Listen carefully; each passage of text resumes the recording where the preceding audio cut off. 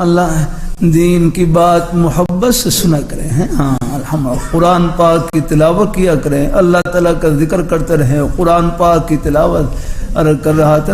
گناہ سے بچنے کا آسان طریقہ یہی ہے کہ اپنے آپ کو کسی نہ کسی نیک کام میں, جائز کام میں لگائے رکھیں.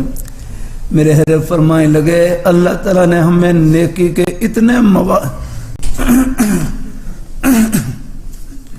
کہ اللہ تعالیٰ نے ہمیں نیکی کے اتنے مواقع عطا فرما رکھے ہیں, گناہ کی تو ہمارے پاس فرصت نہیں ہے. یاد نہ آپ دیکھ لیں,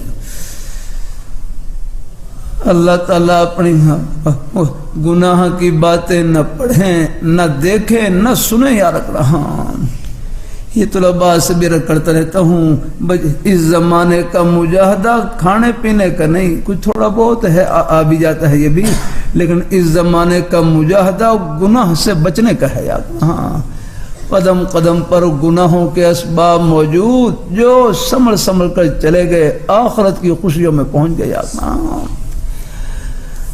اللہ تعالیٰ اپنی مہربانی فرمائے. اللہ اپنی ہے.